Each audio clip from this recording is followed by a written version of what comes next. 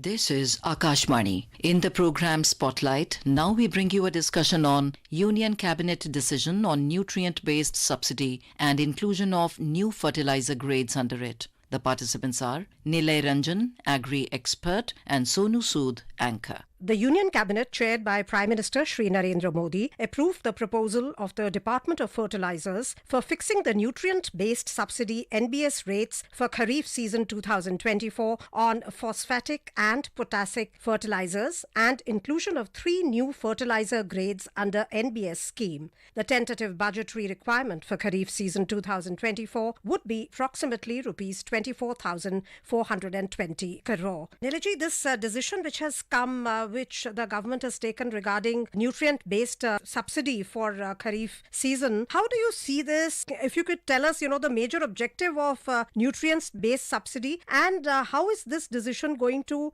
help the farmers? The nutrition-based subsidy started in 2010. And after that, each year, the governments approach the different committees and they give subsidy to the farmer. And for the each seasons, as for the availability of the international prices. And the major benefit to the farmer is availability of the fertilizer to farmer at subsidized and affordable and reasonable prices will be ensured. Second, rationalization of subsidy on the fertilizers and the potassic in view of the recent trend at international prices and input will be also stabilized. And inclusion of the new 3 grades also support in promoting balanced soil health and offer alternatives to the farmer to choose fertilizer fortified with macronutrients as per the soil requirement. So overall, the farmer will get the same rate as he's getting the last year. So overall subsidy give farmer more comfortable in terms of purchase of the soil, which is 50% of the cost. And the second thing is that it helps farmer to be comfortable in terms of the whatever he's going to cultivate during the Kharif seasons. So this is a very welcome step by the government. And the government also try to create a price stabilizations through the subsidy that the farmer should not get jerk of inflations which is happening at the different level. Major input cost is a fertilizer. By giving the subsidy, the farmer will get the same cost for buying this fertilizer from the market. So this subsidy you're saying will help farmers' profitability by insulating them from surge in international prices of fertilizers? Of course. So there are 3 important input costs which the farmer has to do. One is a fertilizer. Second is that buying a seeds from the market. And third thing is their his own labor. So their cost, which is the market driven, which requires the cash for that is the fertilizer and seeds is procured from the market. Rest of thing is labor and some equipment. So if your cost has not changed on the other 2 factors, rest of the thing is own labor and he get a better return of the investment which he do. And also his income will be go more because if this cost will increase, then he have to spend more money and overall cost will not go much. Then his income will be remain the same. So if the cost for the other 2 factors remain stable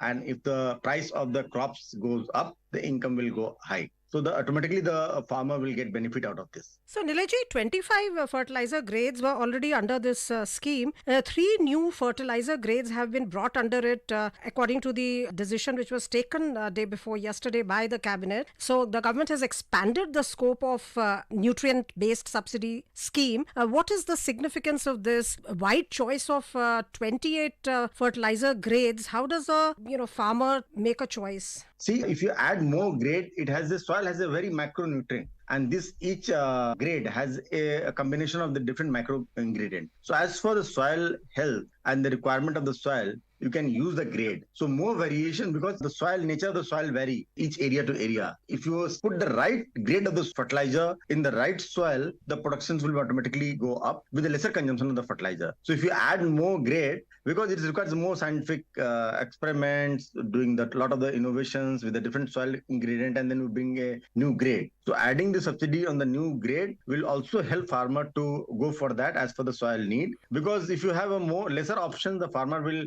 buy and use the same thing. So if the soil doesn't require those kind of macronutrient, despite the combination is not available, so you use the same one. So it is just a waste of fertilizer. And also generally the new products are not getting subsidy because it's a new one and it's going with the market price. But this government has gradually tried to bring subsidy also in the new product also. So traditionally what happened that the old products and old grades are there, it is go for subsidy and the new one go on the market price. But now by adding the new grades each year, we have a new variant also available with the subsidized rates. So farmer don't have to worry about the increase in the price or the new ingredients are the different price. So by giving a subsidy to more variants is a more price stabilization for the fertilizer and giving an option to the farmer across the country to use the fertilizer which is more suitable and most viable for the soil on which he is cultivating. So it's a wonderful decision by the government. So, sir, in this context, the current government had launched the Soil Health Card scheme in 2015, and nearly 24 crore soil health cards have been issued,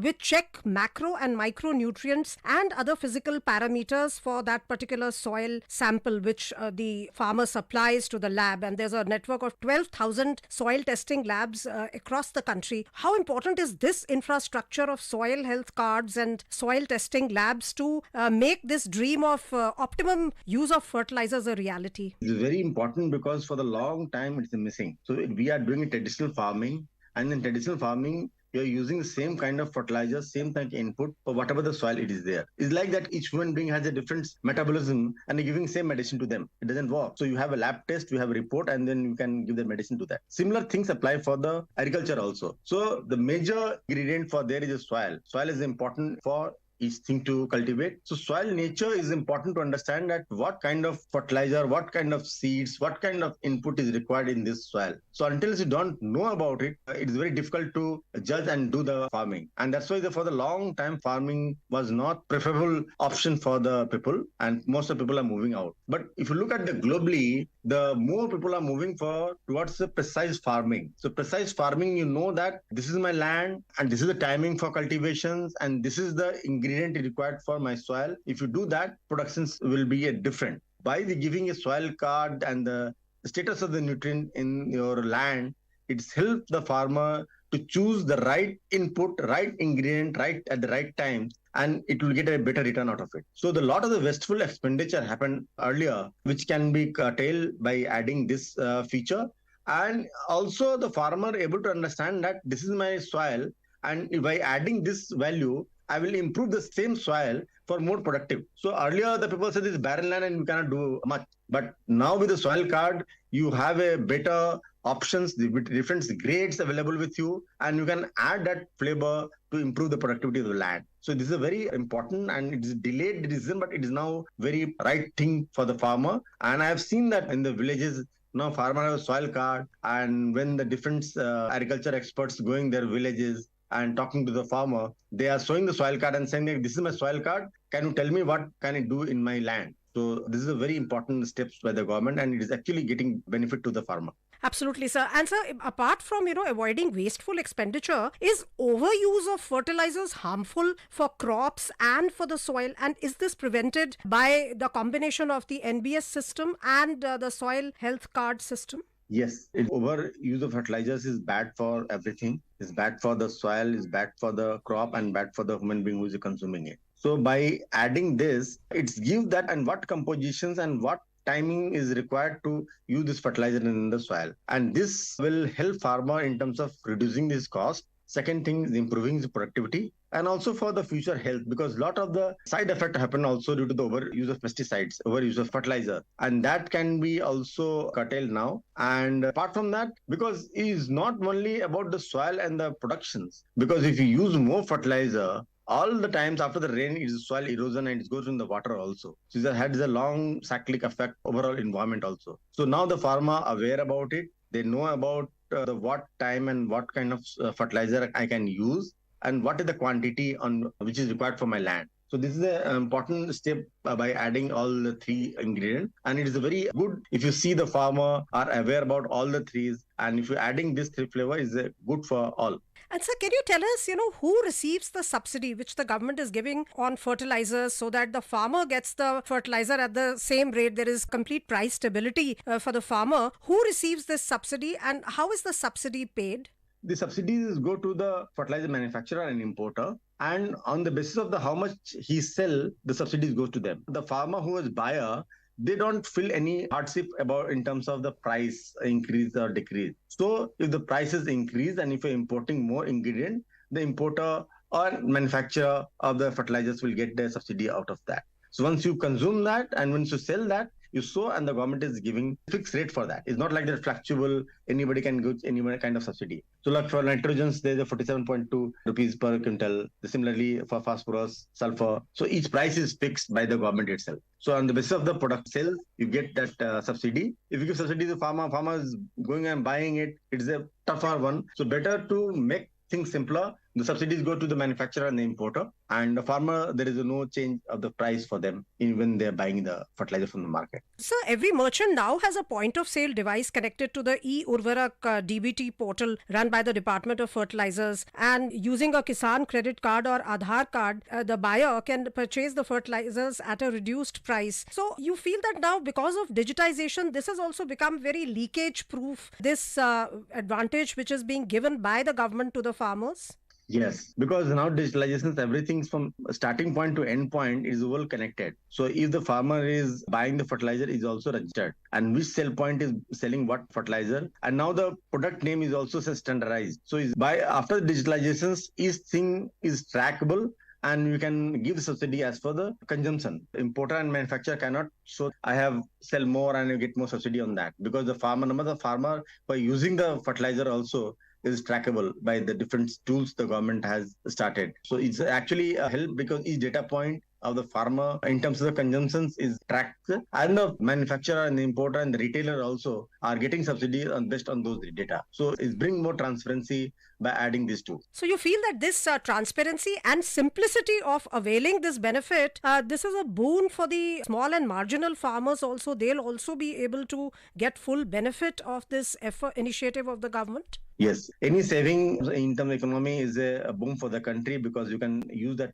saving in other places. And the small and marginal farmer, because it's simple from them, he is a consumer, he's a buyer. He don't know where subsidies comes, but end of the day, what's matter to him at what price he's buying it. So price is controlled by different tools, different mechanism. So you get the same subsidy, and what the price you sell, that is also tracked by the different app which the government is using. That is very good for the farmer, because the major number of the farmer is small marginal farmer. So any subsidies, any support goes to those farmers, actually benefit them, because they are the more vulnerable in terms of the cost, because they have limited resources to bring input on their farmland. So any subsidy, any no price hikes help farmer to do cultivation at the ease. So this is a welcome step for the helping supporting the small and marginal farmer. And so we are the world's second largest fertilizer consumer. We are basically an agrarian country. We are one of the heavily populated countries of the world. So what is the situation regarding dependence on imports, and how far do you think longer when we can become totally self-sufficient and Atmanirbhar in fertilizers also? It's not very far, because gradually if you see the last 5-10 years, the fertilizers productions in India has increased. At the same time, the import has also reduced. Has gone much as for the consumptions. And the more and more farmer who are move out also are start doing the cultivations, because it's not like only giving subsidy on the fertilizers, but also they're giving subsidies on other things. Kisan Samman Nidhi, so direct subsidies to the farmer also. They are giving subsidies on other equipment also. So this help the farmer to produce more. And at the same time, the new company which is doing the fertilizers, agro-based, the government is giving subsidy to them also. The benefit for the manufacturer also to do the manufacturing. And once the manufacturing is incentive based and the right consumer, all the businessmen love to do that. So now the new variant, which was completely dependent on the import only, has started manufacturing in India. And there's a lot of the new company which are not performing well. And the government also, because earlier a lot of the government runs fertilizer company was shut down. So government also try to renovate those fertilizers company, so the manufacturing and should happen those places also. That's another step the government has taken to increase the local manufacturing, because a lot of the company which was started 20-40 years back but was shut down. But now the government modernized it by giving a new subsidy to them also, and they start productions also. So a lot of the new things happened in the last 5-10 years, where the self-reliant on the own productions of the fertilizer is growing up. And my predictions in the next 10 years, it will be more self-reliant on the fertilizers in terms of consumption and production. Thank you so much. Thank you. You were listening to a discussion on Union Cabinet decision on nutrient-based subsidy and inclusion of new fertilizer grades under it. The participants were Nilay Ranjan, agri-expert, and Sonu Sood, anchor. This program was produced and presented by the News Services Division of Akashvani. You can listen to it on our mobile app, News on AIR. This program is also available on our YouTube channel, News on AIR Official.